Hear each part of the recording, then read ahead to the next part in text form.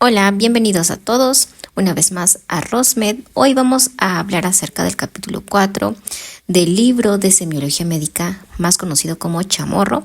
Y pues en este capítulo se nos habla acerca de los síntomas y signos cardiorrespiratorios.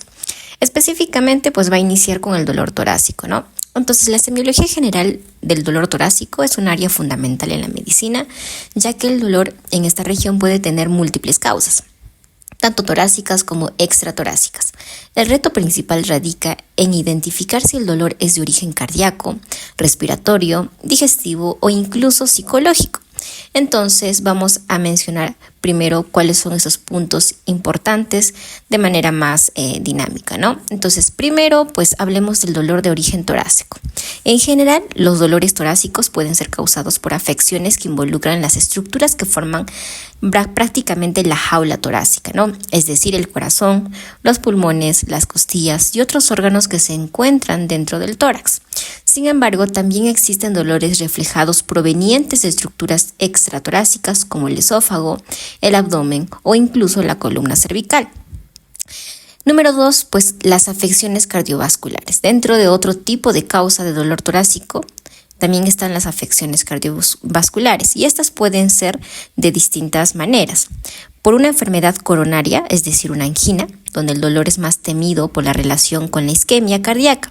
Este dolor anginoso es típicamente opresivo, localizado detrás del esternón y puede irradiarse al brazo izquierdo, al cuello o incluso en la mandíbula. Aparece con el esfuerzo físico y se alivia con el reposo o el uso de la trinitrina. En segundo lugar, dentro de estas afecciones cardiovasculares también está el infarto agudo de miocardio, que también puede ser una causa para este dolor. Este dolor es más intenso y prolongado que la angina y puede estar acompañado de otros signos como la fiebre, leucocitosis y alteraciones en el electrocardiograma.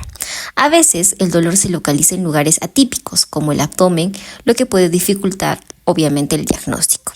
En tercer lugar, también otro tipo de causas vendría a ser el aneurisma disecante de la aorta, ¿no? Este va a producir un dolor muy fuerte y súbito que puede confundirse con el infarto. El dolor va a tener una característica descendente irradiándose hacia el abdomen o hacia la espalda. En último lugar, dentro de esas afecciones cardiovasculares, la pericarditis aguda. Estas afecciones van a provocar un dolor torácico agudo que empeora al respirar o toser, lo que indica una inflamación del pericardio y la pleura adyacente. Ahora, ya habíamos mencionado entonces dos tipos de causas del dolor torácico. Tenemos dolor de origen torácico como tal, afecciones cardiovasculares y también el dolor no cardíaco, ¿no? Entonces, para esto existen causas no cardiovasculares que pueden originar dolor en el pecho, como por ejemplo los trastornos digestivos, la esofagitis por reflujo gastroesofágico, los espasmos esofágicos y la calasia como tal son causas comunes de dolor torácico. Ahora, este dolor puede confundirse con una angina, pero generalmente se asocia a comidas y se alivia con antiácidos. También dentro de estos dolores no cardíacos tenemos los problemas costocondrales. La inflamación de las articulaciones entre las costillas y el esternón, como el síndrome de Tietze, pueden causar dolor que imita el dolor anginoso. Y bueno, muchas veces el dolor torácico no está relacionado con un problema físico grave, sino con trastornos emocionales como la ansiedad o la depresión. Estos dolores suelen ser punzantes, ubicados en la región precordial, cerca del corazón, y no están asociados al esfuerzo físico como ocurre con el dolor anginoso. Es muy importante mencionar esto, ya que el dolor torácico puede tener diferentes niveles de intensidad y también de gravedad. Por ejemplo, un dolor fuerte puede ser benigno, mientras que un dolor leve y sutil puede ser señal de un problema grave como un infarto. Por esta razón es crucial que el médico evalúe todas las características del dolor, como su intensidad, su localización, su tipo, ya sea opresivo o punzante, su irradiación y también sus desencadenantes. Esto junto con estudios como también el electrocardiograma o el ecocardiograma y pruebas de esfuerzo permitirá distinguir entre dolores triviales y aquellos que se ponen en riesgo la vida de nuestro paciente. Y por último, antes de hablar de otro tipo de síntoma, vamos a mencionar la localización y prácticamente el cuadro semiológico general del dolor torácico.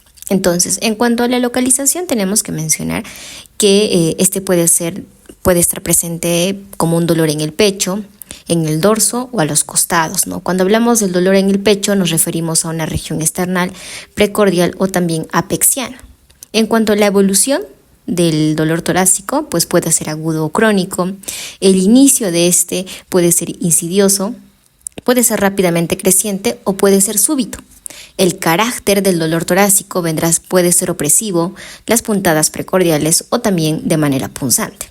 En cuanto a la intensidad, esta puede ser leve, moderada o intensa. En cuanto a la gravedad, puede ser trivial o grave. En cuanto a los síntomas acompañantes del dolor torácico, estos pueden venir acompañados de sudoración, de sensación de muerte, síncope, pirosis, regurgitación y dificultad para deglutir. En algunos casos, algunos factores que van a intensificar este dolor torácico puede ser el esfuerzo, la respiración, algunos movimientos y también las emociones. Y finalmente, dentro de la semiología, pues mencionaremos también aquellos factores que lo alivian. En algunos casos podrá ser aliviado por reposo, por la trinitrina, que vendría a ser un fármaco, por analgésicos, por calor y en algunos casos también por ansiolíticos. Ahora hablemos de otro síntoma, que vendría a ser la tos. La tos es un síntoma frecuente tanto en patologías respiratorias como cardíacas. Se define como una expiración explosiva con la glotis cerrada, y aunque puede ser voluntaria, es más relevante en su forma refleja o involuntaria. Su propósito principal es limpiar las vías respiratorias de sustancias que la obstruyen, como mucos, pus, sangre, exudados y partículas extrañas. Funciona como un mecanismo de defensa de nuestro organismo. Y bueno, la tos, al ser también un reflejo involuntario, se caracteriza por dar prácticamente la salida brusca del aire desde los pulmones, arrastrando cualquier material que se haya acumulado en las vías respiratorias. Este fenómeno es controlado por el centro de la tos, un conjunto de estructuras nerviosas que coordinan los movimientos musculares necesarios para expulsar las secreciones. El reflejo de la tos se desarrolla en 3 fases. Primero, la fase de inspiración o carga. Se realiza prácticamente una inspiración profunda y la glotis se cierra. En la fase de compresión, los músculos respiratorios se contraen, aumentando la presión del aire en los pulmones mientras la glotis permanece cerrada. Ya en la fase de expulsión, la glotis se abre bruscamente, expulsando el aire junto con las secreciones acumuladas en las vías respiratorias.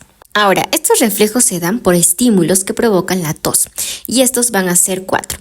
Pueden ser por aspectos inflamatorios, como edema o hiperemia de la mucosa. Pueden ser por aspectos mecánicos, como partículas extrañas o comprensión de las vías respiratorias. También pueden ser por aspectos químicos, ¿no? Que por ejemplo pueden irritar, como el humo de tabaco, y también por aspectos térmicos, como el aire muy caliente o también el frío. Entonces, ahora ya que hemos hablado un poquito de las características o cómo se produce, hablemos pues de la semiología general de la tos. Para un diagnóstico adecuado de la tos es importante investigar 4 puntos importantes. Primero, el tiempo de la evolución. Si es reciente, es decir, una tos aguda, o si es crónica, es decir, más de 3 semanas. Ahora, existen algunas características acústicas. Puede ser una tos seca o húmeda y su presentación puede ser aislada o en episodios repetitivos, es decir, paroxístico, ¿no? Ahora, otro punto importante dentro de la semiología es el origen. Pueden ser de manera respiratoria o extrarrespiratoria. Y finalmente, preguntar también cuáles son esos síntomas que acompañan a esta tos, como la fiebre, disnea o pérdida de peso. Ahora, ya que hemos mencionado qué es lo que es una tos básicamente aguda, que significa que es reciente, pues esta tos aguda es común en infecciones virales y generalmente desaparece con o sin tratamiento en unas semanas. Por otro lado, la tos crónica puede requerir una investigación más detallada, dado que puede ser indicativo de patologías más serias como bronquitis crónica, enfisema o insuficiencia cardíaca. También existen tipos clínicos de tos. De hecho, existen varios. Tenemos, por ejemplo, la tos quinosa, que prácticamente se presenta en episodios con múltiples expiraciones explosivas seguidas de una inspiración prolongada y sibilante. Es característica de la tos convulsiva. También tenemos la tos coqueluchoide, que es prácticamente similar en este caso a la tos quintosa, pero de menor intensidad, común en síndromes mediastínicos. También tenemos lo que es la tos ronca, de sonido fuerte y semejante al ladrido de un perro, común en inflamaciones laringeas. También tenemos la tos afónica, que suena poco y es de baja intensidad asociada a lesiones destructivas de las cuerdas vocales. También tenemos lo que es la tos emetizante, que es acompañada de vómitos, común en lo que es la enfermedad de Coqueluche. Y finalmente también una tos bitonal, que es producida por la parálisis de una cuerda vocal generando una vibración en dos tonos distintos, vista esto en aneurismas o tumores mediastínicos. Ahora, ¿cuáles son esos factores desencadenantes de la tos? Bueno, diversos factores pueden desencadenar la tos dependiendo de la persona y en este caso algunos pueden toser al estar en contacto con alergenos como el polvo, lana o plumas, mientras que otros presentan tos cuando están en posiciones de cúbito, lo que puede sugerir insuficiencia cardíaca. Algunas de las causas de la tos van a ser, por ejemplo, las toses. En el caso de las toses agudas pueden estar asociadas a infecciones respiratorias virales o alergias, como ya habíamos mencionado. Las toses crónicas pueden ser variadas y en este caso pueden ser causadas a menudo relacionadas, en este caso con patologías como bronquitis crónica, enfisema, el EPOC o incluso también la insuficiencia cardíaca. En cuanto a las causas cardiovasculares de la tos, pueden estar relacionados con estenosis mitral o insuficiencia cardíaca izquierda. Y también esto pues evidentemente puede generar lo que es la tos. Y finalmente, otra de las causas de la tos pueden ser causas misceláneas, como procesos óticos o también procesos subdiafragmáticos. Bueno, la tos, como cualquier otro síntoma, puede complicarse. La tos intensa puede llevar incluso a complicaciones como vómitos, el tusigeno, un neumotórax, específicamente un neumotórax espontáneo, y en casos más raros, fracturas costales que vendrían a ser patológicas en paciente con enfermedades óseas previas. En casos de tos productiva, su supresión con medicamentos como la codeína están contraindicadas, ya que pueden llevar a complicaciones pulmonares. Y finalmente, es importante también hablar aparte en aspectos de lo que es el laboratorio y también el diagnóstico. Se menciona en la bibliografía que en casos de tos aguda no suelen requerir exámenes adicionales ya que suelen remitir espontáneamente. Sin embargo, en la tos crónica es necesario realizar exámenes justamente de laboratorio o también pueden ser radiografías e incluso tomografías o broncoscopías para precisar la causa, especialmente si hay expectoración sanguinolenta o signos de patología grave. El diagnóstico de la tos implica 3 preguntas clave: si es aguda o crónica, si es de origen respiratorio o extrarrespiratorio y finalmente si se acompaña de expectoración o síntomas adicionales como la fiebre o la disnea. Ahora hablemos de un signo que es muy importante dentro de la semiología cardiopulmonar: la expectoración o el esputo. La expectoración o el esputo es el material que se expulsa de las vías respiratorias mediante la tos y su análisis tiene gran importancia clínica para el diagnóstico de enfermedades pulmonares y también cardiovasculares. Está compuesta por secreciones inflamatorias de la mucosa bronquial, ya sea exudados o también trasudados alveolares o contenidos de abscesos o quistes. Es normal que un adulto aproximadamente secrete 100 miligramos de mucus bronquial cada 24 horas. Que se desplaza lentamente hacia la laringe, donde normalmente se deglute sin llegar a formar expectoraciones. Bueno, la semiología de las expectoraciones tienen que ver mucho con la cantidad, es decir, varía según la enfermedad que la origina. En enfermedades crónicas como bronquiectasias, tuberculosis o procesos supurativos piógenos, se produce una gran cantidad de expectoración, llamada broncorrea. En casos agudos como el edema pulmonar, la expectoración puede ser abundante en poco tiempo. También tiene que ver mucho la consistencia. Depende del mucus, la fibrina y el agua. En enfermedades como la neumonía neumocócica, la expectoración tiene un color herrumbroso. Y bueno, tiene también una consistencia viscosa que se adhiere fuertemente a lo que es el recipiente, ¿no? También, pues obviamente otro aspecto es el color. Varía desde blanquecino, es decir, un mucus, hasta amarillento o verdoso, es decir, pus. O también puede ser rojizo, que en este caso se presenta sangre. Hasta colores específicos como el achocolatado en abscesos hepáticos fistulizados o los bronquios. Y finalmente, el olor. Puede ir desde un inodoro hasta olores característicos como el de cacho quemado, así se menciona, en neumonías por Klebsiella o fetidez en abscesos pulmonares. En cuanto a los tipos de clínicos de expectoración, es importante mencionar la mucosa. En este caso, la mucosa es similar a la saliva o clara de huevo. También está la mucopurulenta, que es amarillenta o verdosa, común en infecciones biógenas y tuberculosis cavitaria. La serosa, que es líquida y transparente como en el edema agudo del pulmón, y también la numular, que está dispuesta en forma de monedas común en tuberculosis. Y también otro tipo que vendría a ser con sangre, es decir, hemoptisis. Es caracterizada por la expulsión de sangre pura. La expectoración hemoptítica se va a presentar con sangre mezclada, donde se va a presentar también un exudado viscoso. Y bueno, para diagnosticar este tipo de signo, el análisis de la expectoración como tal tiene que ser junto con exámenes como la radiografía de tórax, tomografía, resonancia magnética y broncoscopía, la cual es clave para identificar la causa subyacente de la expectoración, desde infecciones respiratorias hasta el cáncer broncopulmonar. Otro de los síntomas es la disnea. La disnea es una respiración dificultosa que se puede describir como una sensación de sofocación o esfuerzo respiratorio aumentado. Según Meckens, es la conciencia de la necesidad de un mayor esfuerzo respiratorio.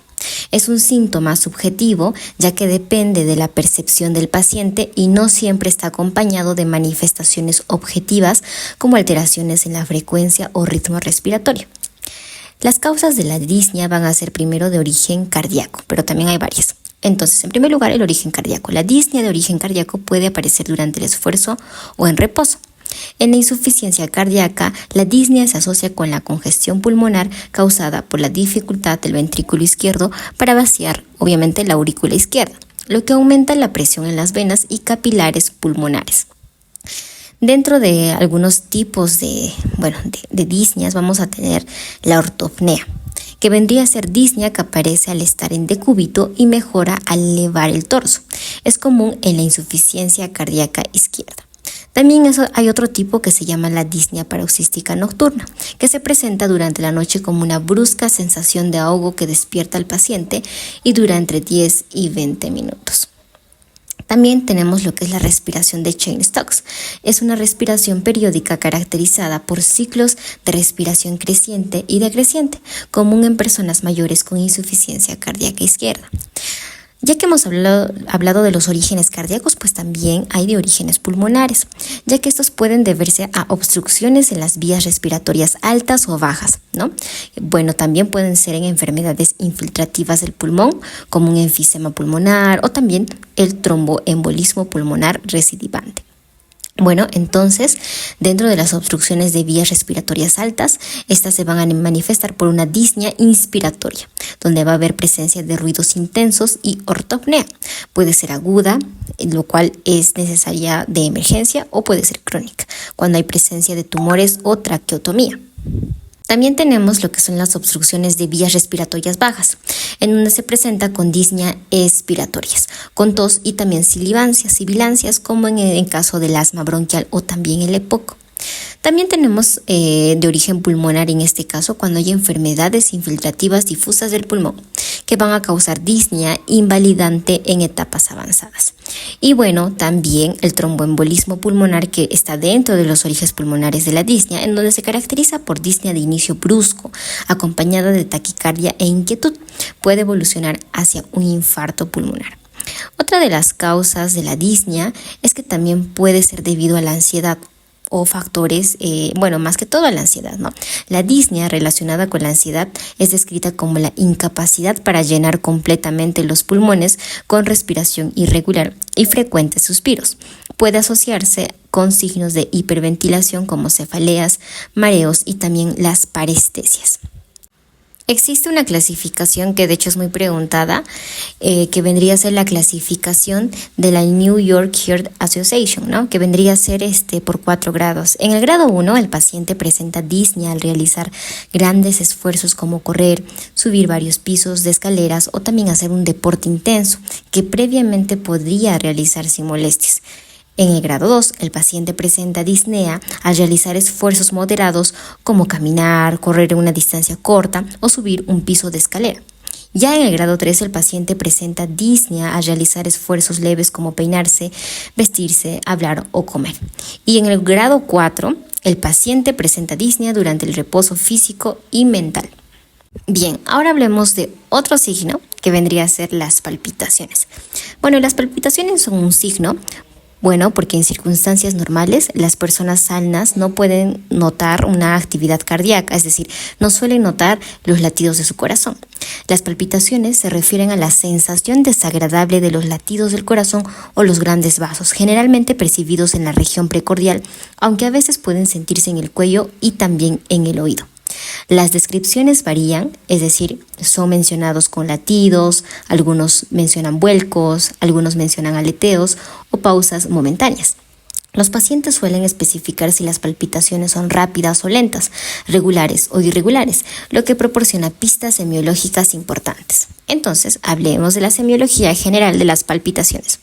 La semiología de las palpitaciones implica investigar características como, primero, el esfuerzo-reposo, en donde se determina si las palpitaciones ocurren durante la actividad física o en reposo. También tiene que ver mucho la rapidez o la lentitud, es decir, si estas obviamente son rápidas o lentas, la regularidad, si son regulares o irregulares, la frecuencia, en donde si son aisladas o en salvas o prácticamente si son frecuentes, ¿no? La duración, es decir, si son minutos o horas, y también se menciona mucho o se pregunta a los pacientes los factores desencadenantes, ¿no? Ya que podemos preguntar si consume un medicamento o si tiene hábitos como fumar o tomar café. Y también algo que se les pregunta a los pacientes son los antecedentes cardíacos, que nos ayudan a determinar el origen de las palpitaciones. Y bueno, existen tipos de palpitaciones. Tenemos estas palpitaciones, como habíamos mencionado, de esfuerzo y las palpitaciones de reposo. Bueno, las palpitaciones de esfuerzo van a ser causadas por esfuerzos físicos, como ya hemos mencionado, pero también pueden ser causadas por emociones intensas. A menudo estas van a ser benignas. Las palpitaciones de reposo son un poco más complicadas, ¿no? Porque estas se pueden presentar aisladas o en series y a veces están asociadas a extrasístoles o contracciones prematuras.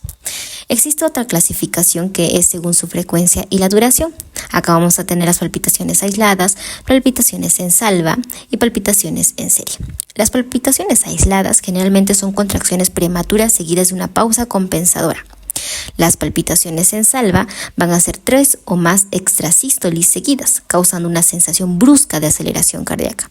También las palpitaciones en serie, que son crisis que duran minutos u horas, como la taquicardia paroxística o la fibrilación auricular. Bueno, las causas de las palpitaciones van a ser fisiológicas o también patológicas. Dentro de las fisiológicas, obviamente van a ser por esfuerzos físicos o emociones intensas, como habíamos mencionado, pero en las patológicas van a ser ocasionadas por un aumento brusco de la frecuencia cardíaca, es decir, taquicardia paroxística, en donde hay alteraciones en la cadena, es decir, extrasístoles, contracciones ventriculares más bruscas o también puede ser causadas por condiciones hiperkinéticas como tirotoxicosis. Ahora, el manejo clínico, las palpitaciones suelen ser motivo de consulta médica, generando ansiedad básicamente desproporcionada, ¿no? Aunque la mayoría de los casos son benignos, es decir, solamente son extrasístolis o taquicardias paroxísticas supraventriculares, su recurrencia es muy común y se presentan frecuentemente en jóvenes ansiosos, fumadores o con hiperactividad tiroidea. Sin embargo, cuando las palpitaciones complican una cardiopatía previa, el pronóstico puede empeorar, específicamente en personas mayores donde pueden provocar angina.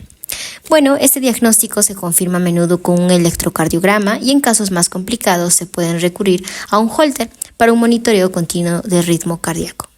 Hablemos ahora de la hemoptisis, otro signo que en este caso se refiere a la expectoración de sangre proveniente del tracto respiratorio, la cual puede presentarse de diversas formas, desde estrías sanguinolentas hasta sangramiento masivo.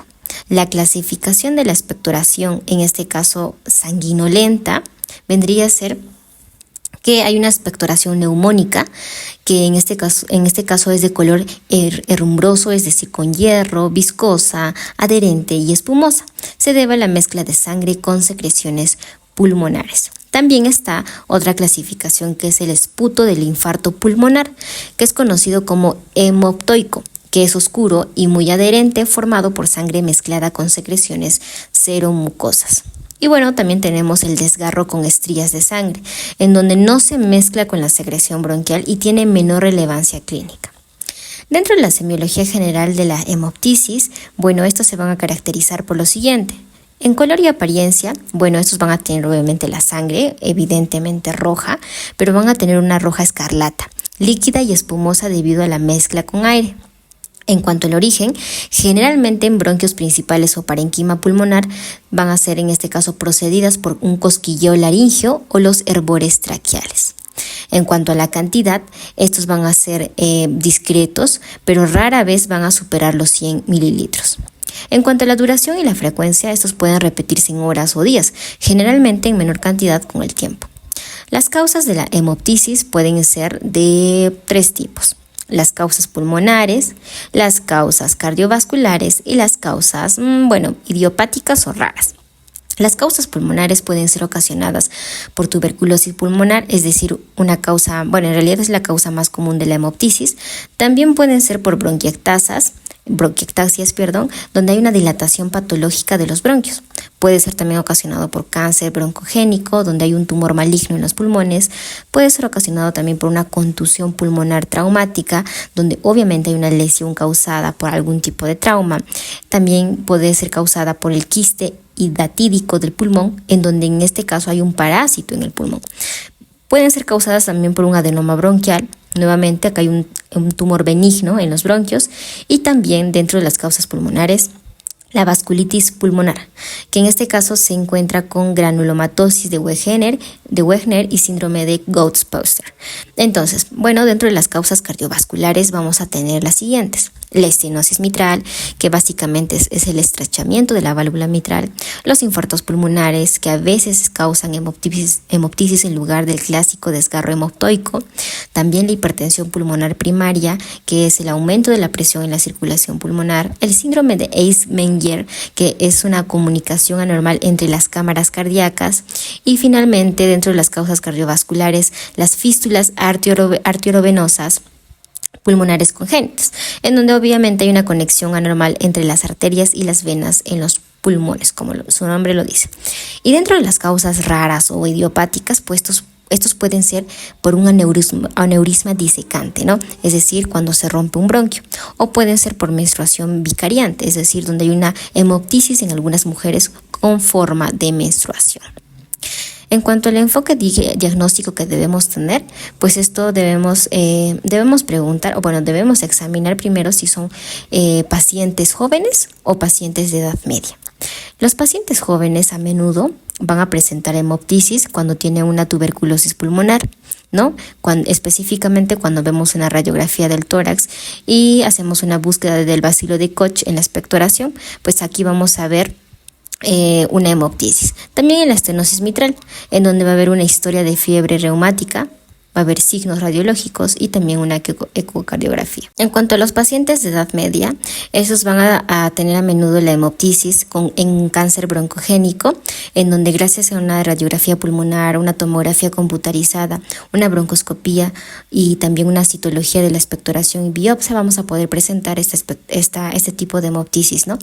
Y también en pacientes con edad media va a estar presente en lo que son las bronquiectasias. De hecho, ya lo habíamos mencionado, en donde en este caso hay una historia de tos productiva crónica y gracias a la radiografía y la tomografía del tórax, pues vamos a ver que está presente, ¿no? Finalmente, algunas investigaciones complementarias que nos brinda la bibliografía es que tenemos que hacer una radiografía de tórax, tenemos que siempre hacer una broncoscopía. La radiografía de tórax siempre va a ser el análisis inicial. En la broncoscopía vamos a examinar directamente las vías respiratorias. Ya en la tomografía computarizada vamos a tener una visualización mucho más detallada. Y finalmente, una angiografía pulmonar que nos va a permitir evaluar la vasculatura pulmonar. Seguimos con los signos y pues ahora hablemos de la epistaxis. Bueno, para poder mencionar la definición de esto, es importante mencionar que nuestras fosas nasales están irrigadas por dos sistemas vasculares que provienen de las arterias carótidas interna y externa. La mayoría de la sangre, es decir, el 70%, proviene del sistema carotidio externo a través de la arteria maxilar interna. La mucosa nasal tiene una rica vascularización, especialmente en la parte anterior del tabique, es decir, el plexo de Kieselbach o el área de Liddle, que es una zona crítica para la aparición de la epistaxis. Ojo con esto. En cuanto a la definición pues de este se va a definir como la hemorragia de las fosas nasales. Aproximadamente el 60% de la población experimentará epistaxis en algún momento de su vida y alrededor del 6% necesitará asistencia médica. Es rara en recién nacidos y lactantes, pero su prevalencia aumenta con la edad, especialmente después de los 30 y los 40 años. En cuanto a la semiología general de la epistaxis, es importante mencionar las características del sangrado. La sangre en la epistaxis es de color rojo brillante y su diagnóstico es evidente. Puede ser leve y detenerse espontáneamente o por comprensión nasal, o severa y persistente requiriendo hospitalización. La clasificación de la epistaxis se clasifica en anterior, que vendría a ser el 95% de los casos, y en posterior. La epistaxis anterior es generalmente causada por traumatismos, irritación o sequedad de la mucosa nasal. La epistaxis posterior es menos frecuente, puede ser de mayor magnitud y puede originarse por sangrado de las arterias etmoidales o esfenopalatinas. Las causas de la epistaxis como tal van a ser a nivel local o a nivel general. La epistaxis de causa local puede ser provocada por traumatismos, irritación, ya habíamos mencionado sequedad, en algunos casos rinitis alérgica, resfriados, sinusitis, angiomas nasales, algunos tumores benignos o también pueden ser tumores malignos y obstrucción nasal por un tabique desviado. En cuanto a las causas generales, estos van a incluir enfermedades infecciosas como la fiebre tifoidea, la gripe, la deficiencia de factores de coagulación y las hemopatías. Y también las condiciones excepcionales como la telangiectasia hereditaria hemorrágica, una menstruación vicariante y también la toxicomanía. Y en algunos casos también los cambios bruscos de presión atmosférica, ¿no? Ahora, la hipertensión arterial por sí sola es discutible como causa de epistaxis, ya lo veremos más adelante. El diagnóstico de la epistaxis con respecto ya sea una anterior y posterior son básicamente visibles, ¿no? Generalmente se puede observar la anterior directamente con un espéculo nasal. La epistaxis anterior suele ser tratable con compresión externa o taponamiento nasal, pero como ya hemos mencionado, la epistaxis posterior puede ser más difícil de diagnosticar debido a que el sangrado puede fluir hacia la faringe, provocando vómito sanguinolento que puede ser confundido con hematemesis. Bien, en cuanto al tratamiento, dependerá de la gravedad. Tenemos una epistaxis leve, severa o recidivante. La leve obviamente se puede controlar, como ya hemos mencionado, por compresión externa sostenida durante 5 minutos o un taponamiento nasal anterior. La severa va a requerir hospitalización y puede necesitar cauterización química o eléctrica del vaso sangrante y el uso de vasoconstrictores. Y finalmente la epistaxis recidivante, evidentemente va a requerir tratamiento especializado y puede necesitar procedimientos complejos realizados por un otorrinolaringólogo. En penúltimo lugar, hablemos de la cianosis. La cianosis es otro signo que se caracteriza por la coloración azulada de la piel y mucosas debido a un aumento anormal de la hemoglobina reducida en la sangre capilar. Esta coloración es evidente en áreas donde los tegumentos son delgados y vascularizados, como labios, alas de la nariz, pabellón de la oreja, lechos unguiales, lengua y conjuntiva palpebral. Es importante buscar la cianosis con luz natural y no con luz artificial. La cianosis se puede comprobar al desplazar la sangre mediante compresión digital de la piel, lo que provoca un blanqueamiento temporal.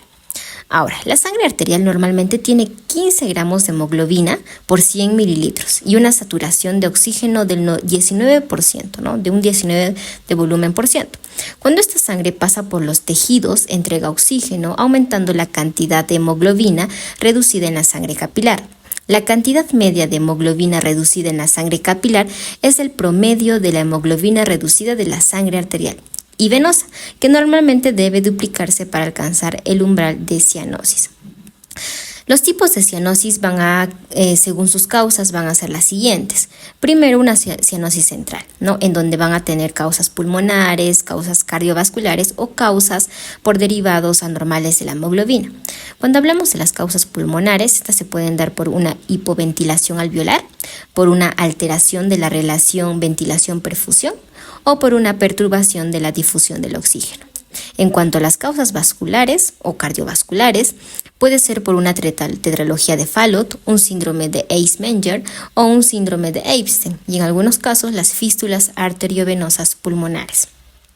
En cuanto a las causas por derivados anormales de la hemoglobina, pues tenemos dos tipos de, prácticamente condiciones, ¿no? La metahemoglobinemia y la sulfahemoglobinemia. También tenemos un tipo de cianosis que es conocida como la cianosis periférica. La anterior era central y ahora esta es periférica. En este caso se da más por una mayor extracción del oxígeno a nivel tisular y esto puede ser ocasionado por insuficiencia cardíaca congestiva, por shock, por vasoconstricción, por ejemplo, en casos donde hay un síndrome de Raynaud, es decir, por frío, o también en obstrucciones arteriales o venosas. También tenemos otro tipo de cianosis que es la cianosis mixta, en donde hay una combinación de mala oxigenación pulmonar y retardo de la circulación periférica. Un ejemplo de estos es la insuficiencia cardíaca congestiva grave. Bien, en último lugar, otro de los tipos de cianosis es la cianosis diferencial, que básicamente se limita a los dedos de los pies. En casos de hipertensión pulmonar se verá con cortocircuito de la derecha o puede ser también de la izquierda a través de un ducto persistente. El diagnóstico diferencial de la cianosis, que de hecho es muy importante, son tres. La eritrosis, que vendría a ser la coloración roja en policitemia vera. Esto se da más que todo en alcohólicos crónicos y en algunos fogoneros. Y también la coloración roja cereza, en donde hay una intoxicación por monóxido de carbono. Otro de los diagnósticos es la argiria, en donde hay una coloración azulada por depósito de sales de plata, en donde no se blanquea fácilmente con compresión digital. Esto es uno de los datos que nos brinda para poder diferenciarlo. Bien, la cianosis puede estar presente sin dos aspectos. Puede estar presente sin hipoxemia o también con y puede estar presente con en este caso con algunos otros tipos de síntomas, ¿no? En intoxicaciones por monóxido de carbono y cianuro pueden haber hipoxias sin cianosis. Un ejemplo de estos vendría a ser ese. Entonces, la presencia de las hemoglobinas anormales también pueden causar cianosis central y su umbral es más bajo para la metahemoglobina y también para la sulfahemoglobina. Finalmente, el enfoque diagnóstico clínico es que debemos preguntar a nuestro paciente, primero, realmente verlo por un examen clínico, la determinación de la localización, la temperatura, la persistencia y la antigüedad de la cianosis, ¿no? En este caso, preguntar a nuestro paciente. También realizar maniobras clínicas como colocar las extremidades en agua caliente para mejorar cianosis periférica o hacer respiración oxígeno a presión para cianosis central. Y por último, también identificar y tratar la causa subyacente de la cianosis. Y finalmente, hablemos del síncope. El síncope se define como la pérdida súbita, completa y transitoria del conocimiento debido a una brusca disminución del flujo sanguíneo cerebral, con recuperación dentro de pocos minutos, aunque algunos amplían esta definición para incluir pérdidas parciales de conciencia o aquellas relacionadas con alteraciones químicas en la sangre. El síncope se distingue por la hiperperfusión transitoria global. La definición más aceptada se centra en la pérdida completa y transitoria del conocimiento con recuperación rápida. Existe también hablando de la síncope, existe un concepto básicamente algo que se llama presíncope, que se refiere a la sensación de pérdida inminente del conocimiento sin que ésta se produzca realmente. Ahora, el mecanismo de primero debemos mencionar que para mantener un flujo sanguíneo constante hacia el cerebro, los vasos cerebrales regulan el diámetro en respuesta a cambios de la presión arterial sistémica. Si la presión arterial disminuye más allá de los límites tolerables, el flujo cerebral cae por debajo del nivel crítico, menos 30 mililitros por 100 gramos aproximadamente del cerebro por minuto, provocando la pérdida de conciencia. Esto es más probable en personas mayores debido a la menor capacidad de dilatación de sus vasos. Bueno, los tipos de síncope van a depender según sus causas. En este caso vamos a tener primero un síncope vasovagal, también conocido como desmayo común o lipotimia. Constituye alrededor del 70% de los casos, especialmente entre los jóvenes, en donde se produce básicamente se produce por una vasodilatación generalizada que reduce el retorno venoso y la presión arterial, causando una caída del flujo cerebral. Suele ser precedido por síntomas como palidez, náuseas, sudación, ruidos en los oídos y bradicardia. El síncope dura desde algunos segundos hasta pocos minutos y se recupera rápidamente en posición tendida. Es desencadenado a menudo por emociones bruscas, dolor o situaciones que provocan ansiedad. En segundo lugar, vamos a tener el síncope por hipotensión postural, que va a ocurrir básicamente al incorporarse después de estar en reposo o estar de pie durante largos periodos. La acumulación de sangre en las extremidades inferiores y vísceras puede ser mal compensada por reflejos vasoreceptores en condiciones alteradas, como en enfermedades que afectan el sistema nervioso autónomo o con ciertos medicamentos. También tenemos lo que es el síncope cardiogénico, en donde es el resultado de alteraciones cardíacas primarias que causan una brusca caída del débito cardíaco, ¿no? Esto puede ser desencadenado por obstrucciones en el flujo sanguíneo durante el esfuerzo o en reposo. Esto es común en estenosis aórtica, cardiomiopatías hipertróficas, estenosis pulmonar, entre otros. También puede ser causado por trastornos graves del ritmo cardíaco, como el bloqueo auriculoventricular completo, denominado como el síndrome de Stokes-Adams.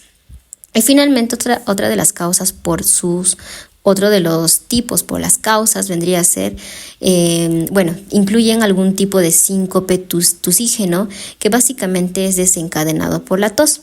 También está lo que es el síncope miccional, que básicamente es cuando nos levantamos después de orinar.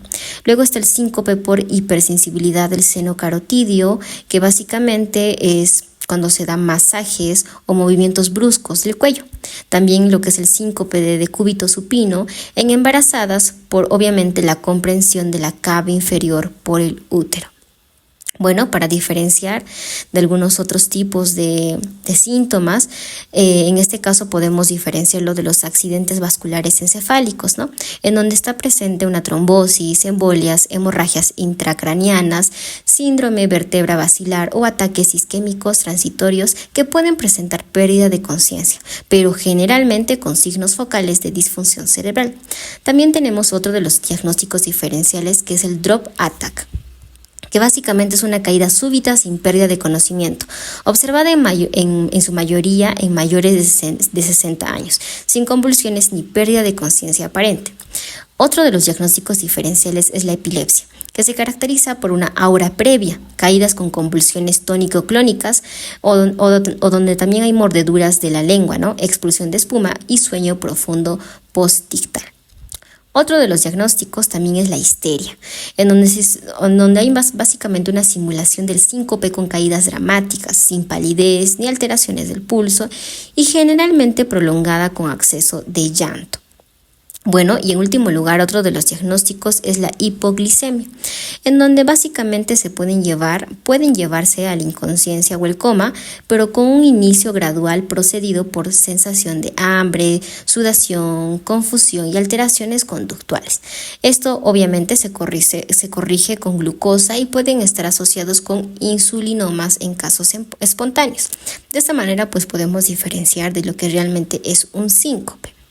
Bueno, el enfoque diagnóstico que tiene el síncope básicamente es en la anamnesis, ¿no? Cuando hacemos una anamnesis, esta es crucial para diferenciar el síncope de otras condiciones.